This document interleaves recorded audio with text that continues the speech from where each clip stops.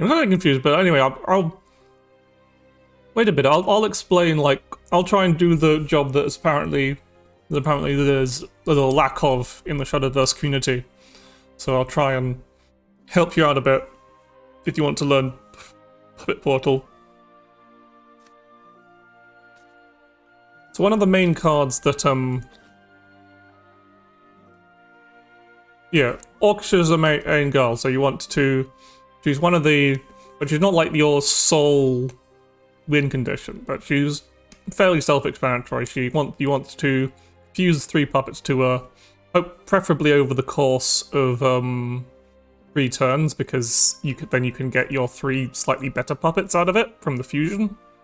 And it doesn't matter how many you fuse; it's only once per turn. When you can only fuse once per turn. Then you get her and Lloyd, and you get to give your puppet Storm. So there is a bit of game plan of maybe delaying it until you've got a few more puppets in hand, especially enhanced puppets, which are 1/3s. So obviously you start with 3 orcas. I'm going to put create cards because there's a few.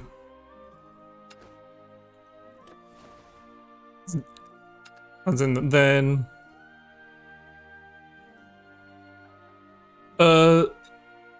what do I mean by soft? So you can only ever fuse a card to another card. Fuse to well.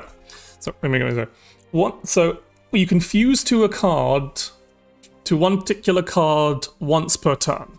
So you can fuse any number of puppets to Orcus once per to an copy of Orcus once per turn. If you have 2 Orcuses in hand, you can do it multiple times a turn, but you can only do it to each Orcus that's in your hand once per turn.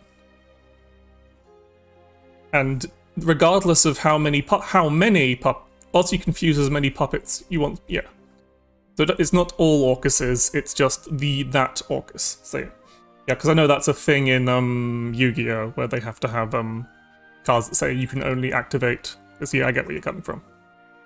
But yeah, regardless of how many puppets you fuse, because you can fuse multiple, she will give you a singular puppet and give it +1/+0, so it can hit a little harder. And obviously when you actually play the Orcus, when she's got if you fuse it to at least 1 card, you get Orcus, you get Lloyd, who's a 6 play 0.46 Storm Ward, and at the end of the turn he locks down 2 of your opponent's followers so they can't attack. So that can be pretty good that's part of the power of this turn, is that effect, because it can lock up some board space on your opponents, and also means you don't have to deal with like a particularly large threat. You can just lock it down with Lloyd's effect and ignore it for a turn. Which may come to bite you in the arse, but if you can't deal with it anyway, it's not too bad. It's pretty good. It's really, really good. And obviously some decks will be like... Well, everything will all be archived on the VOD, so... If you want, I can like make a specific highlight of this section, because that'll be a good thing for me to like show off as like a kind of part of my stream portfolio anyway. It's like, this is a thing I do on stream. Look at this. You don't want to watch a whole 3 to 4 hour stream. But and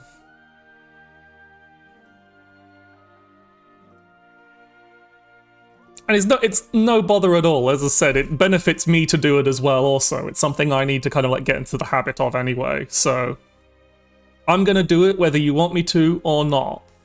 That doesn't mean I'm not gonna wait for you to get your notepad down. So I'm just gonna... Yeah. But, yeah, I mean, you can still take notes if you want to. I'm not gonna stop you. I'm not gonna stop you doing anything. So... Obviously, yeah, so Lloyd is where the main damage of this turn comes from, is if you fused 3 cards. Now, this doesn't mean you can fuse all 3 in one turn, it just means you don't get the maximum value from getting each turn, you get a +1/+0. You can, if you, like, say, draw an Orcus on turn 6, and you have 3 puppets in hand, you can be like, well, okay, I'm just going to fuse all 3 puppets to, Orcus. I'll only get 1 puppet that's buffed, but then I'll get all 3, and then it evolves both of them, which the Orcs is quite important because then not only does she get the stats, and she's also evolved, so she can attack an enemy follower and take out something that might have like ward or whatever. But she also, whilst she's evolved, she also gives any puppet that comes into play Storm. Note, this doesn't affect any puppets that are already in play, so if you fuse a puppet to Orcus and then play her, that puppet won't get Storm. It has to be puppets that come into play after Orcus is both in play and evolved. And Lloyd, the Evo, is just the stats boost. It just makes him a 6/8, which is, again, for a 6 playpoint cost, having both a 7/7 and a 6/8 Storm Ward is just very powerful, even not considering the extra effects that come in. So that's kind of your cornerstone big spike turn, but it's not like that's your only path to victory, because you can also combine it with this card, which is Absolute Chastity, because you also the other big linchpins of the deck is Absolute Chastity, which used to be 10 play points base. They nerfed it because it was absolutely absurd, but it's still very strong. And this is a very simple card in that it's whenever your allied follower is destroyed, you take 1 off. Whilst this is in your hand, you remove 1 from its cost, which again you do a lot of in a puppets deck because you're playing a lot of puppets, and the puppets are trading into things, so they're dying a lot. And then so this can even at 14 cost, this can very quickly become a 0 cost card. And it's got a fairly simple, it's a 5/5 ward. When you play it, it banishes an enemy follower, which is very powerful because that means it's not counted, doesn't activate any lost words, it doesn't, they can't reanimate it if they're playing Shadowcraft or any other thing that cares about destroyed followers coming back. It's also also doesn't count for any followers destroyed, which is very important. Not so much against in the mirror against Puppet Portal, because they'll be playing a load of followers anyway. I would run, like, pre-nerf, you'd run 3 Absolute Chastities, but I think now, after it's been nerfed, I think it might be better to run 2, but 2 or 3. Again, if you want to have a budget, then 2 is fine. If you really want to have a budget, 1 is fine, but I wouldn't go without any.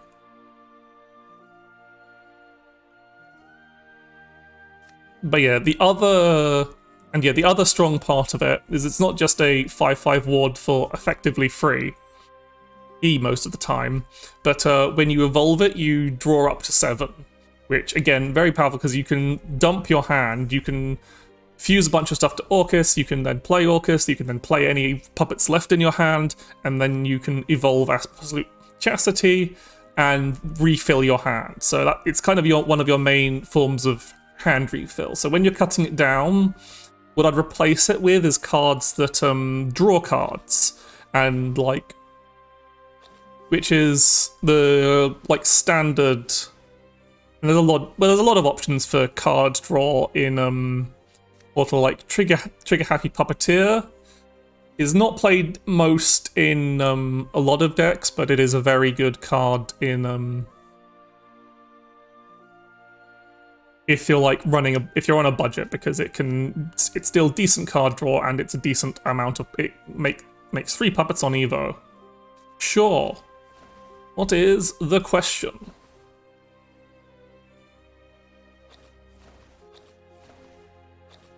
Which is, as I'll kind of go more onto the basics of the deck, because the rest of the puppet itself is fairly simple. It all kind of pulls in the same direction. So where you get a decent amount of puppets is mostly from the rest of your deck. So you go into here, you start puppet. Sorry, I'm missing the keyboard. And we start looking at those cards. So you kind of just look for cards that are cost efficient, that put a puppet or two into your hand, and that's going to take up the most of the rest of your deck. So an obvious one is Young Threadmaster, very simple. It's a 1/1, fanfare, puts a puppet into your hand. Twinkling Shopkeeper is another one, because it can also be a bit of healing, and it puts an enhanced puppet into your hand, which is a 3/3, a 1 mana 3/3 instead of a 0 mana 1/1, which does mean it's a bit harder to play, because you can't play a lot of them. Sweeper Doll is a new card that's some...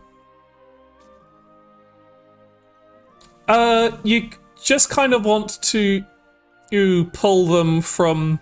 Like, it's all over the place, really. There's not a particular set I'd say is particularly great, because they're all kind of spread out. But a lot of the it's fairly easy to craft, because a lot of your puppet generators are bronzes.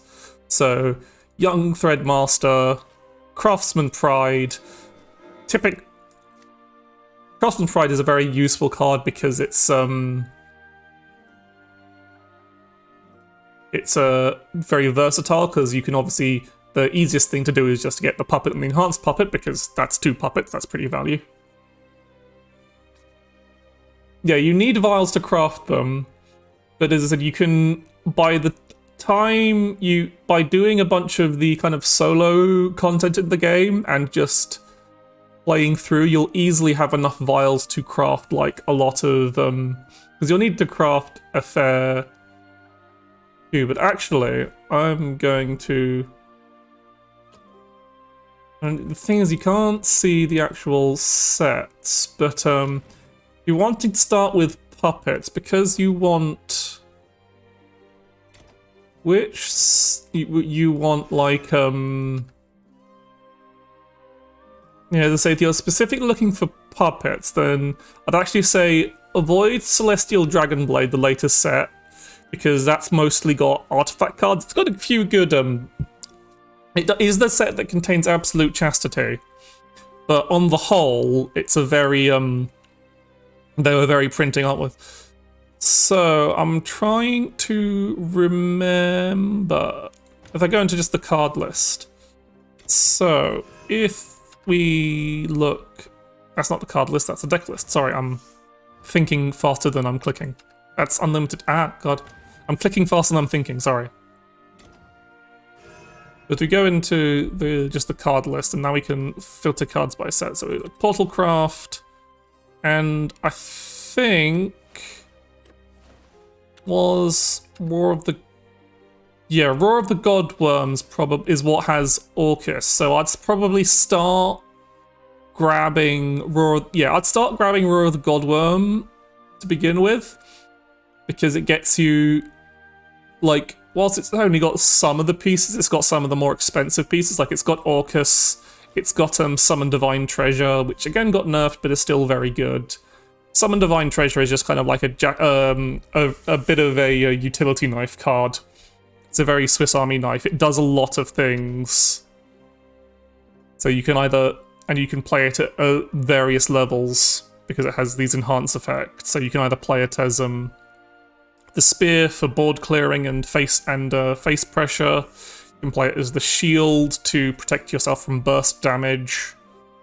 And you can play it as the Eternal Dogma for card draw. And then when you enhance, it comes along with some beefy followers, especially the when you play it at 7 play points, you get this you get the Divine Treasure Guardian, which has strike, which is a 7/7 with Rush Ward and strike. It deals 3 damage to the enemy leader, and so does the 5/5 that has Last Words. You put another Divine Treasure, but it doesn't have enhance into your hand, so you can't summon more dudes, but you still get the artifacts. So this is a very useful card to have if you're playing any kind of portal deck, just because, like, if you're playing artifacts, it's probably not so good because there's just not enough space for it and it doesn't pull you forwards, but any other portal deck loves this card. It's such a versatile utility card. So yeah, I'd say start, if you're wanting to go portal, I'd say start with with that, what set was it? It was Roar of the Godworm. This is the set you want to start with, because the rest of the cards that you want are going to be because that's got the most legendaries you want. That's got it's got the Divine Treasure and Orcus. So I'd start with Roar of the Godworm. Then when you have all of your Orcuses, I'd start opening Celestial Dragonblade packs to try and get Absolute Chastities. And then in trying to get those legendaries, you'll start accumulating the vials from liquefying your cards to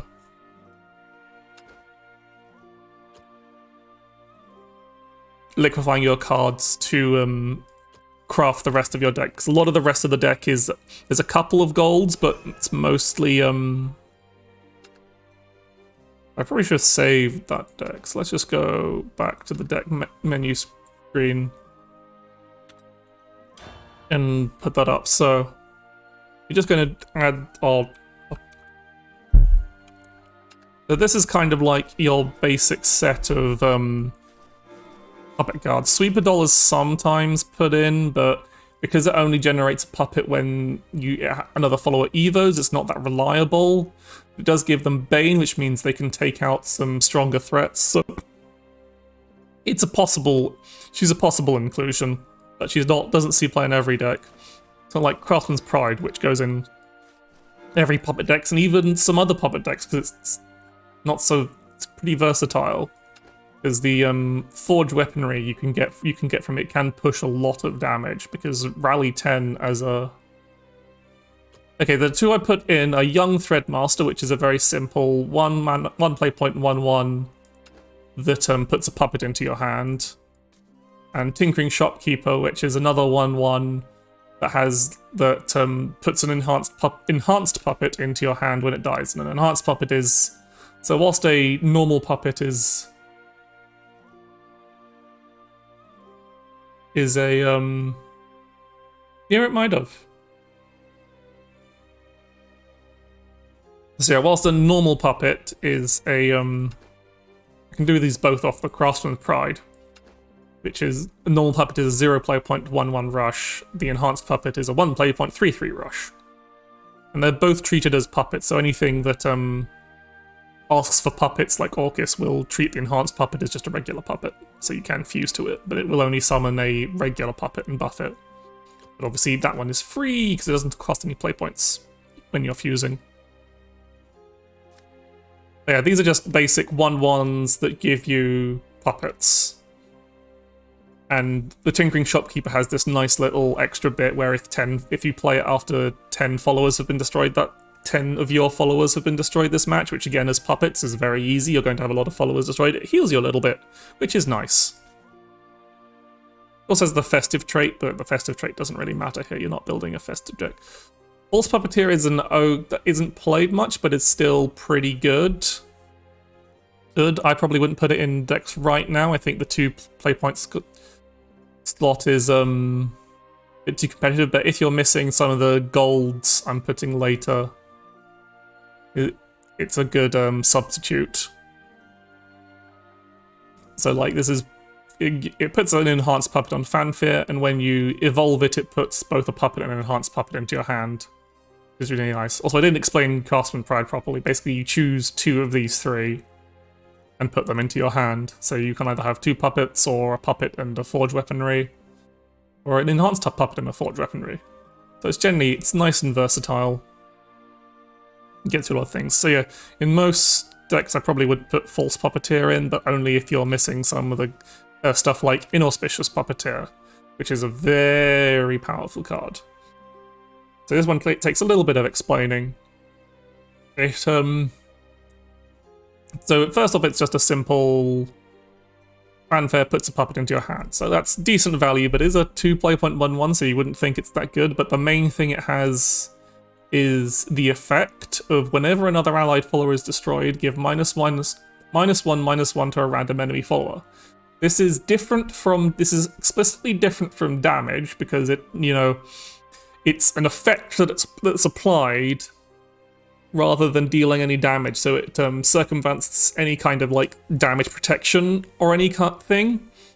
And it also, you know, it reduces their attack as well, so even if it doesn't kill, it's going to neuter your enemy's board just by you playing a bunch of puppets onto the board. Hey Daku, good to see you. I'm just doing a bit of...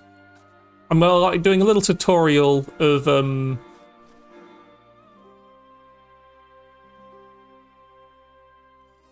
Yeah. But yeah, this is a very powerful card. But if you don't have... But it's a gold card, so it's a bit harder to... More expensive to craft. Yeah, I'm making a puppets deck for Evelyn just because they were like kind of frustrated that there's not that many like beginner guides that go card by card.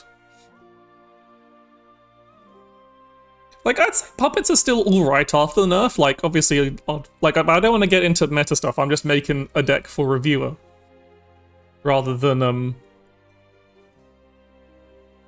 just making a meta deck. But I've already gone over post-nerf Absolute Chastity. Another powerful... So here's another powerful...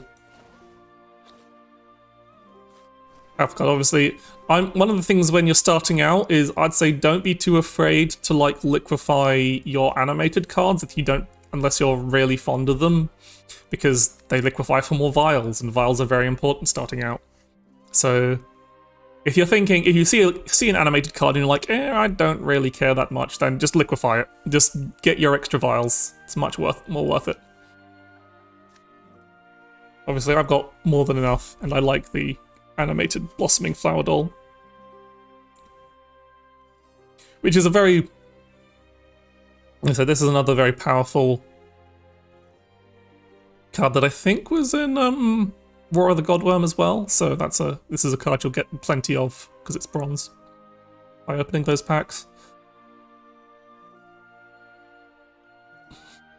It does float a lot, but yeah, so Blossoming Flower Doll is pretty interesting. So when you play it, if you've got a puppet in play, you can give that puppet the last words effect that summons another Blossoming Flower Doll. So it generally gives you a nice wide board rather efficiently, because it both doubles it and also it gives you the Blossoming Flower Doll itself gives you a puppet on return.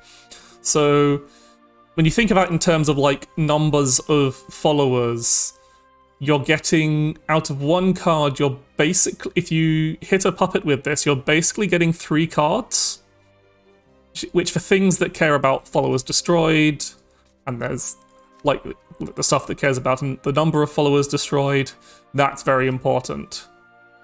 Yeah, so it is a very good value card. You get another Blossoming Flower Doll, and you get 2 puppets from one puppet from each of those Blossoming Flower Dolls, unless they get banished or something. But this can also make just a solid wide board that's hard to deal with, because if you like generate a puppet on turn 1 and then turn 2 you play that puppet and play a Blossoming Flower Doll, then you've just played 2 1/2s on turn 2, which is pretty strong.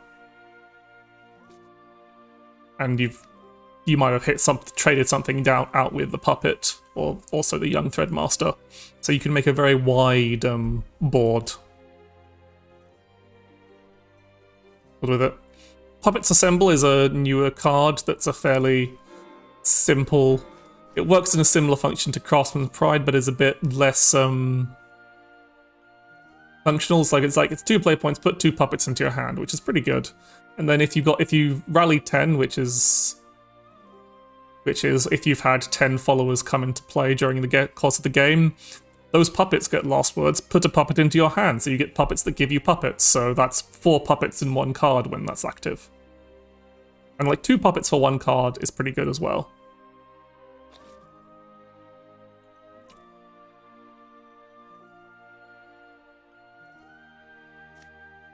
Next is Licked the Gear Magus, who's mostly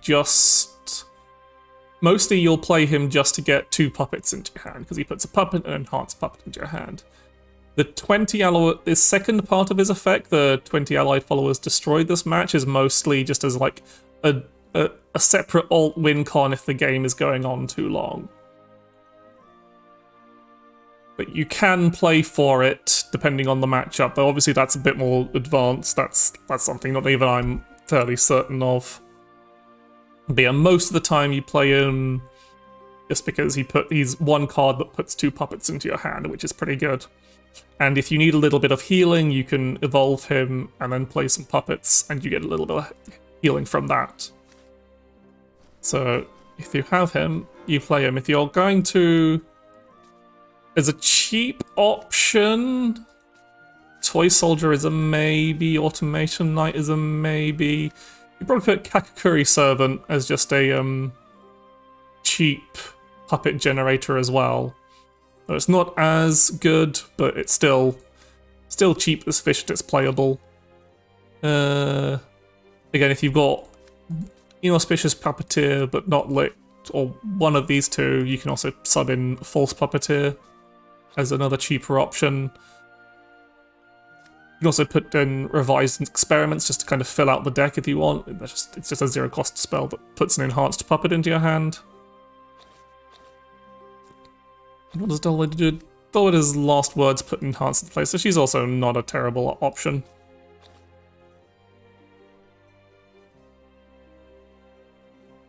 Yeah, Toy Soldier is not that great. It's okay, but it's a basic card. It's a starter card. It's not meant to stick around very long. But as a thing you can put in the deck, it does what it says on the tin. But I think if you're going to have a card that basically just generates a puppet, you'd be better off with something like Kakakuri Servant or Dull Lady, I think. Puppeteer is really bad because it's only generates a puppet on Evo. But yeah, one of those is Puppeteer Strings. Another is a basic card you could put in. Like, it's a bit costly at 4 cost, but it's still it can still help you against wide board decks, and you'll have it because it's a basic card. And yeah, it just deals 1 damage, puts 3 puppets in your hand. So it's not like it's a card you'll want to get rid of quickly. Yeah, it's one of the basic cards. Dandy Marionette is a bit too unwieldy. Like, he can be a useful finisher. He could replace Licked, but because you can only play him at 7 play points, he arrives a bit too late.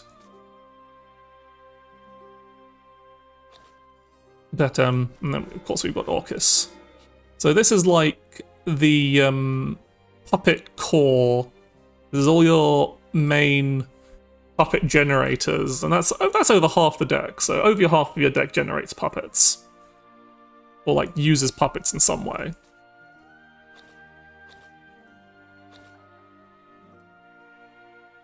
And then there starts to be the question of what else. Yeah, that is what we're about to look over. So obviously, if you can, you want to have 2 or, as I said, post nerf, I'd say maybe only 2 absolute chastities. But you could, on a budget, theoretically get away with none. But I'd say you'd want to get 1 or 2 eventually.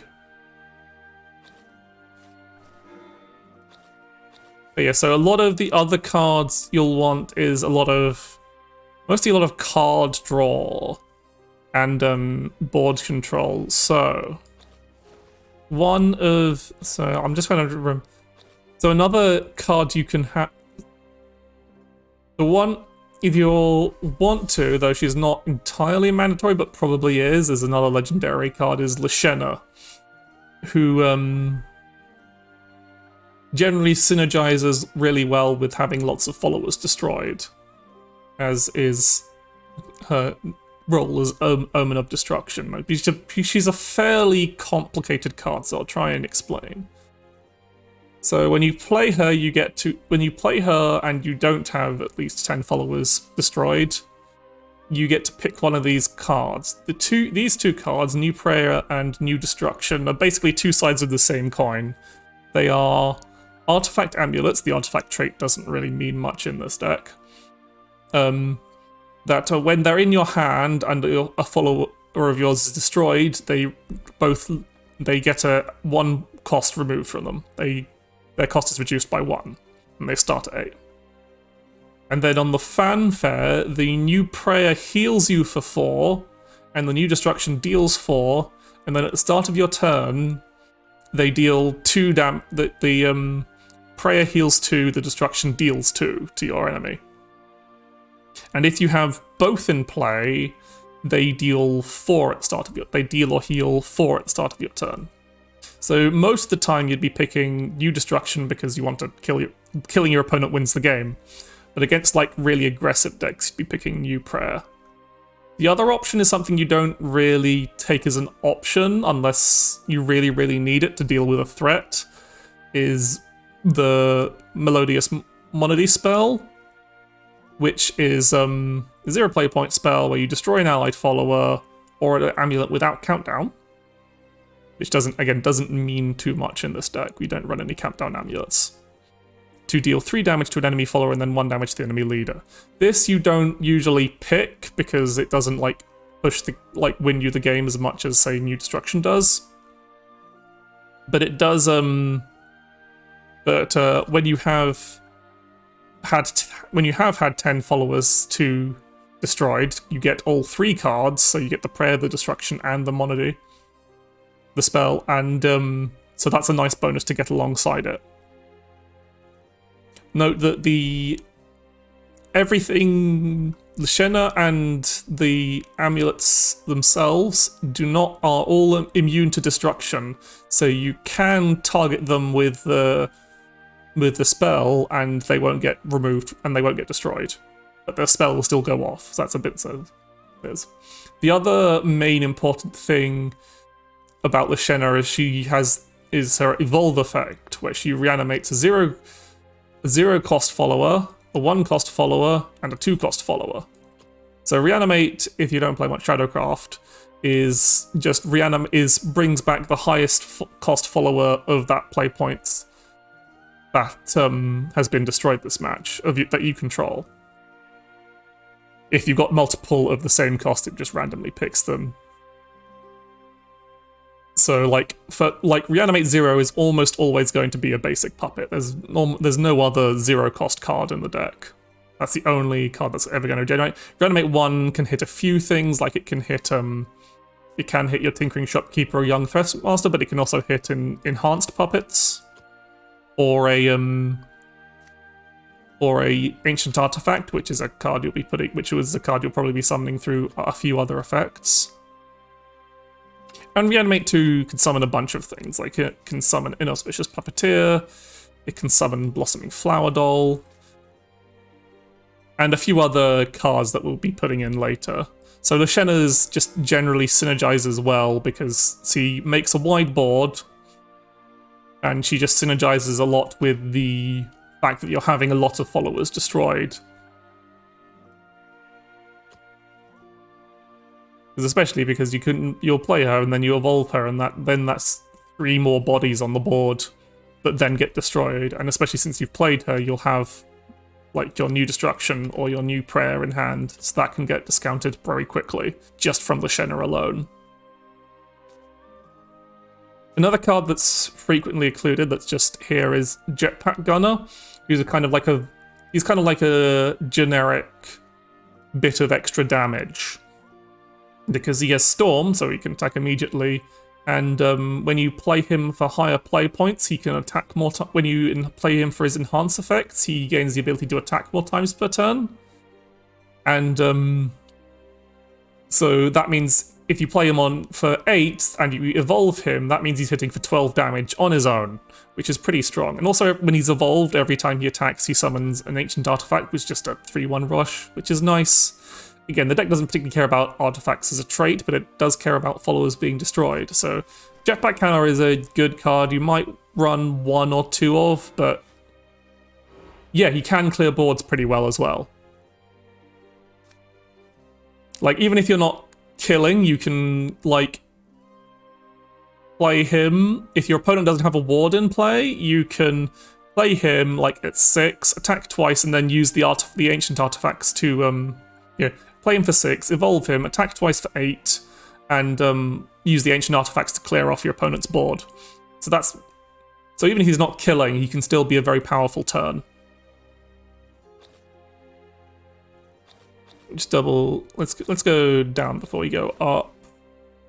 So Summon Divine Treasure I've already gone through. It's just your kind of, even after the nerf, because it used to be the Eternal Dogma also healed you, as well as drawing cards, but that meant it was pretty much the only option you ever picked, because healing and drawing cards was just really good. But I'd still run 3 Summon Divine Treasures because it's just so useful. It makes a very wide, it can make a fairly strong board when you play it for enhancements, and as I said, just an all-round good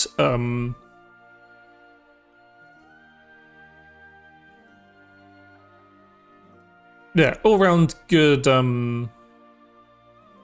good Swiss Army knife of a card. It does a bit of everything.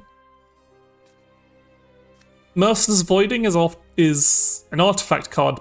Summons artifacts, but it's also played a lot in Puppet decks because it makes... First of all, it's a card that makes at least two followers for one card, which is 2 for 1's always nice if you're especially counting for destroy follower numbers. So that's almost always included as a 3 of. It's also nice because the analyzing artifact has last words draw a card, so it draws a card. And if you're going second, it's fairly powerful because it also summons a Mystic Artifact, which is a 2/3 ward. The fanfare doesn't really matter. But yeah, you play this because it's 3 play points for 2 followers, 1 is a 3/1 rush, and 1 is a 2/1 that draws you a card. So, it's fairly good.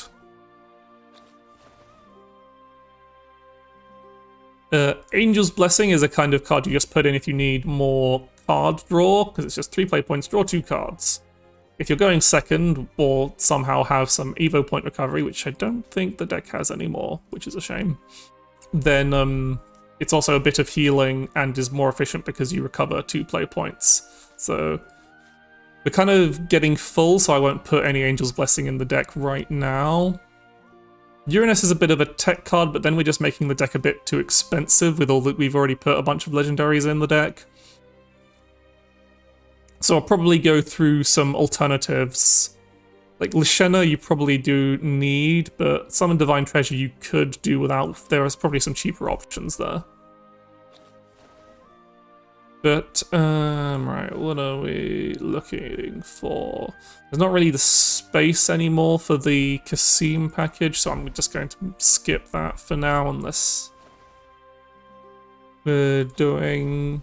There is one legendary card that is pretty important. Yes, and that is Metatron. Who again is another card.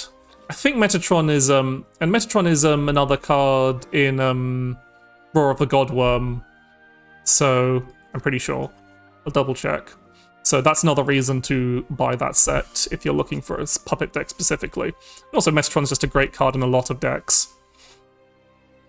On the simple side, she's a 2/1.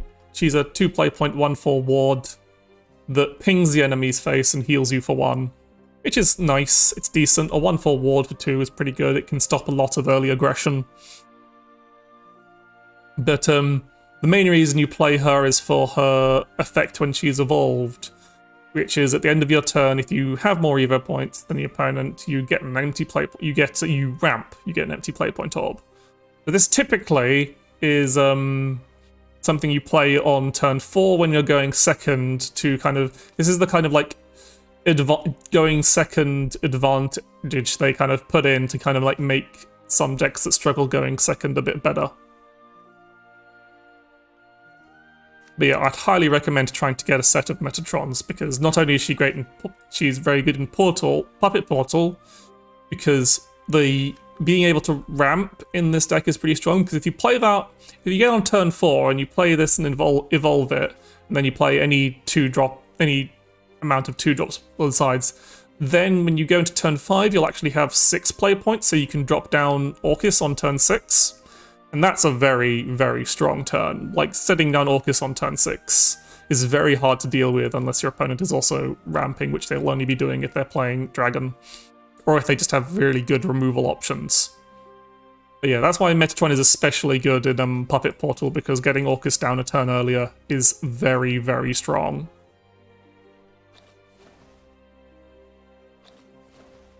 So yeah, and then you've got a few other options. So another legendary, but a useful card nonetheless, is Wielder of the Cosmos, which I don't particularly like, but it is a very useful card to have because of how it works. It's basically, it's RNG the card. So when you draw it, it randomly sets its cost to anything between 2 and 10. When you play it, its attack and defense becomes the same as its cost, and then it randomly activates as many a bunch of these effects that finishing off my tea before it gets cold, but it was already cold, but still okay. But yeah, the Wielder of the Cosmos, basically for each play point it costs, it gains a random effect from this very long list that basically is a bit of everything. So it'll do a lot of. So if you get a one that's a high cost, it will do a lot of things, but you're never entirely sure because they're all random and they can all trigger multiple times, which is very annoying for some of these, like the Ward, Storm, and Bane ones, which don't actually do anything. We're really there. The Ward, Storm, Bane, the first 4 don't actually do anything. Yeah, it is a very complicated card, but what it does do is it helps you out a lot against. It's a bit of a tech card to deal with control decks, partially because of the evolve effect. So partially because it can just do a bunch of bonkers shit they can't deal with if you play a high play point version, but also because when you evolve it, which has a high chance of being free, so you don't even need Evo points for it, it replaces 10 cards in your deck with itself, which is important because a lot of control decks are built around this guy, which is basically they want to play 50 play points and then they will mill your deck down to 5. And obviously, very bad. But I went to 0, I meant to go to 1. But because Wielder of the Cosmos always puts 10 of himself into the deck, you play you get bar hard, your deck mills down to 5, but then you just play Wielder of the Cosmos and evolve him, and now you have 10 Wielder of the Cosmoses in your deck, and then you just keep playing Wielder of the Cosmoses repeatedly, and nonsense happens. And typically it'll win you the game eventually because a control deck just won't have the kind of options to deal with it. But it's not a necessary card in the deck, but it is, if you end up with one, if you end up with one, it's worth putting in, especially if you're losing to a lot of Ultimate Bar decks. But yeah, other cards to consider for. So that's kind of like the basic skeleton. Another legendary card is Calamity's Genesis, but I don't really like it, and it's very complicated, so I'm not going to talk about it. It's another legendary that just kind of like increases the cost a lot. But it's a card I don't like. It does a lot of. It's a very weird and very long card because it's got cards that make cards that make cards that all go back in your deck and then invis. So yeah, let's look at some cheaper options. So things we can take out. Metatron isn't. So Summon Divine Treasure is a expensive option that you probably don't want to start with. Lashena's pretty vital. I don't think we can cut her, which is a bit of a pain. But so let's limit our choices to bronze and silvers. No golds, no legendaries. So Yeah, if you want to take down, so we can probably cut out the absolute chastities as an absolute budget option, just to kind of so that, and then like whilst the Metatron is very strong, I'm gonna take it out just to kind of like put it down. So other, like as a really budget like additional finisher option, Archangel of Education is all right because it's just you just play it for 7 and it deals 5. It's not great, but against like other low end decks, it can be pretty good. No, not Perilous Setback. There's a different card I'm thinking. So where's it? Let's say we want to take out, I'd say Licked of Inauspicious and replace him with False Puppeteer. There's a very similar thing, though you get less puppets from it, but you get more if you Evo. And then, right, what other things? So then I'd probably put into some Angel's Blessings, because it's just cheap, it's card draw. Pretty nice. Legend Pathfinder isn't good.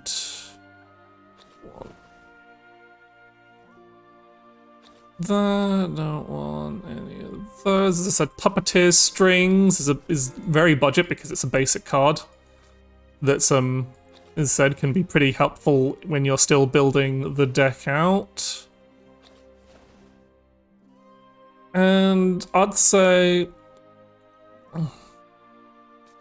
yeah, actually, yeah, I'd say if you're not running the absolute, then we could probably fit a couple of dandy marionettes in there just as a. So we just need one card, but I don't want to put another dandy marionette because that makes it a bit too.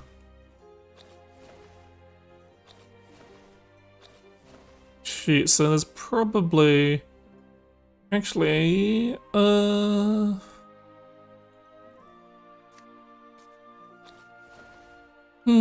sorry, I'm having a bit of a thing. We can just put in a Kakakuri Servant as another puppet generator.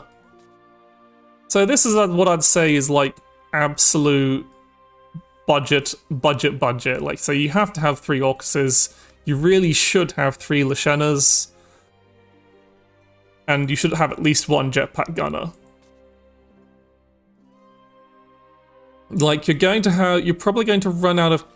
I'm going to see if I can probably put some more card draw in here.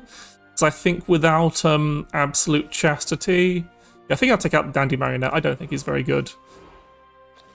But I'm thinking on card draw options more than anything.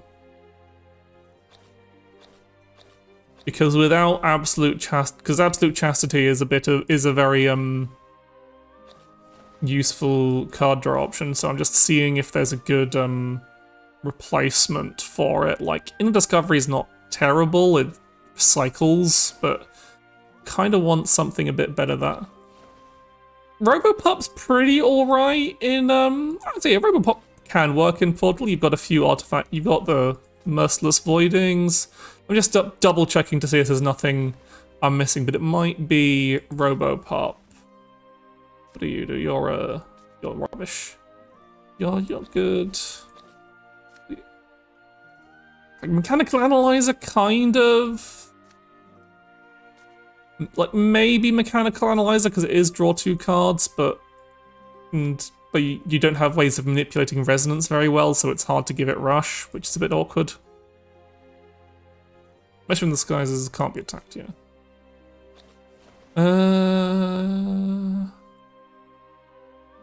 If you really need like banishing, then the banish effect from Absolute Chastity, then Ultiplane Lifeform is kind of okay, but it is a very budget option and you want to replace it pretty quickly. Yeah, I think for card draw and just low cost followers that synergize okay with puppets, then yeah, where are you? Robopup's pretty alright. It's a fairly simple card. It's a 1 player point 1 in 1 where if you've got any allied followers in play, which in this case will usually be like a puppet, you destroy one and draw a card. If it happens to be an artifact, which you could only really generate, which you do generate off Lashena. You can't hit our amulets though. So actually no, Lashena doesn't generate anything it can hit. But you can like hit Lashena to just draw a card without destroying something, because that's how that works. But you can also hit like either anything you summon off Merciless Voiding or the artifact from Jetpack Gunner. And and if you do that, it cycles. And like there's a few. Another possible option is Legendary Tome, because you can make some slightly wide boards, and as long as you can get it to so that it hits that fourth option, it's 1 play point 4 damage after 4 turns, admittedly, but that can be another option if you're finding you need a bit more damage. Actually, I'll take out the Kakaguri Servant and put in a full set of Broker Pups, just so we're not going full out of cards. But yeah. So yeah, this is the absolute minimum budget of the deck, I'd say. Okay, and there's like, you can kind of mix and match a few other options, like Nomadic Conductor's not that bad, but just a simple cycles cards in your hand. So you can cycle out a puppet for a card or whatever, but then you're not using your puppets to like fuse to Orcus, so it's a bit awkward. But still useful. Is that if you find yourself needing some hard removal, then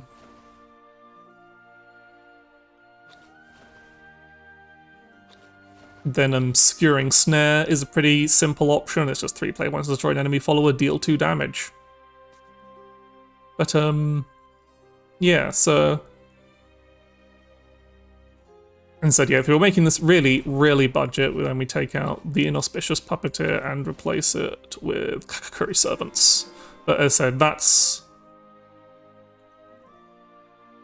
what we can look at it in the proper preview. So this is the deck. One thing you can do is you can make a little QR code of the deck. So you can look at it there.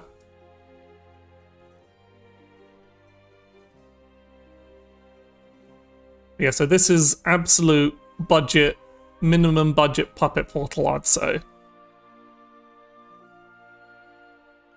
So the nerfs actually made, because before the nerf, I'd say you'd have to have 3 absolute chastities, but so yeah, was that the kind of explanation you were wanting, just going through card by card? I suppose I should also explain like what you're kind of looking for in the mulligan, which admittedly is, yeah. Oh, that's good. I'm glad I like it, but yeah, it's a quick guide on the mulligan is obviously you want to try and get young thread. Actually, I know what's a good. But if you're, yeah. Sorry, I'll go back to the preview and just kind of explain this. The mulligan is you'd want young threadmasters and your other low-cost puppet, young threadmasters, tinkering shopkeepers, and craftsman pride. Is you want at least one of these 3 cards in your opening hand, because you want to be able to, because you work best when you start playing things right from the get-go on turn 1. So you just want to be putting stuff on the board as soon as possible, and like using puppets aggressively to take out your opponent's stuff. You want one of these, so ideally you'd have one of these, a 2-drop of some variety. Like any of all of your 2-drops are good things to have, and Orcus in your hand. That's like your ideal starting hand. Because like Orcus from your hand means you can start fusing on turn 1 and making some very powerful, efficient trades, because the 2/1 puppets you get from fusing her, like having one of those every turn can quite efficiently deal with a lot of boards. Only keep Angel's Blessing in your hand if you're going second. If not, don't keep it. But if you have it and it's turn 3 and you don't need to push, you don't have Merciless Voiding in your hand, or you don't need, or your opponent's not got a particularly scary board on play, then just play it, because it's not getting any easier to play if you're not going to get the play point refund effect from having more Evo points than your opponent. Only really, again, play Jetpack Gunner if it's going to either kill your opponent or save your life, because you kind of need it to kill. Keeping Lyshenna going second is very strong. She's not usually worth keeping going first, but she's definitely worth keeping if you have her in your initial hand going second, because Lyshenna Evo on turn 4 is very strong. Instead, when you're picking a card, almost always you pick New Destruction, because again, it's one of your main sources of damage. As far as playing it, you might want to save it until you're just killing them for using it as basically a 0 play point 4 damage, rather than worrying about the start of turn damage. But in a lot of cases, you'll play it. If you haven't got anything better to do, it's still worth playing it. And the reason is because it takes up space on your board, so if you're so it might hurt your ability to make like a wide board of puppets if you want to do that, because your board can get quite wide, and locking up your board slot with the amulets can be a bit of a pain, because they are also impossible to remove. But unless your opponent is playing Havencraft and they're playing Spiritual Blow, which I believe is the only card that can banish enemy amulets in the current rotation.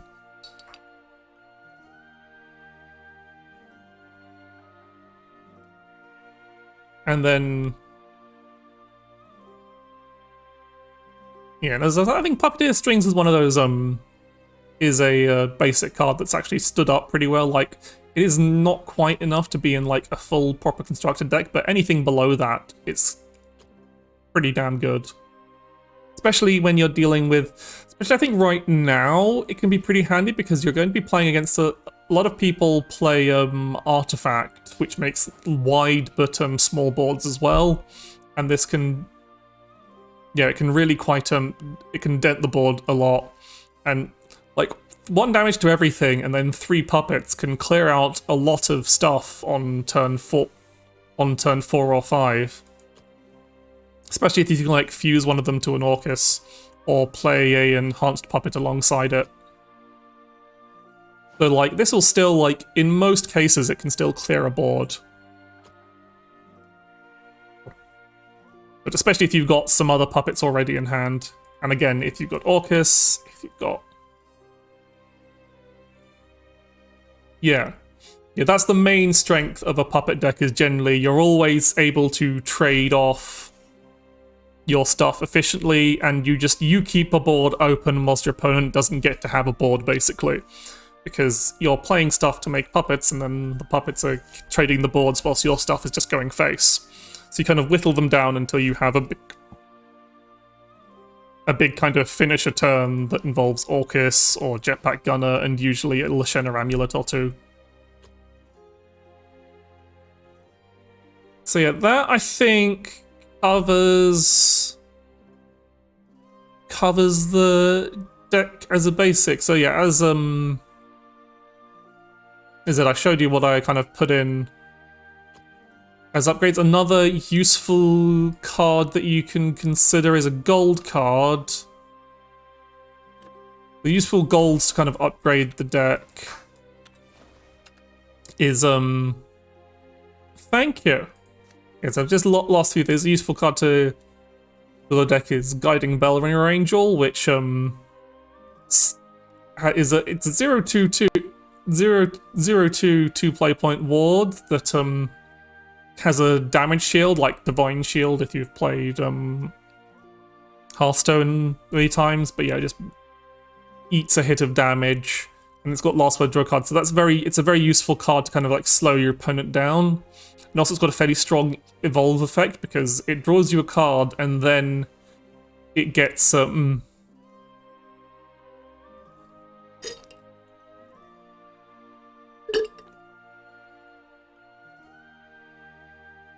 draws you a card and then it gets stats equal to half the number of your captains in your hand, so it can get she can get quite large, especially if she's like been left on the board for a turn, so she can go face.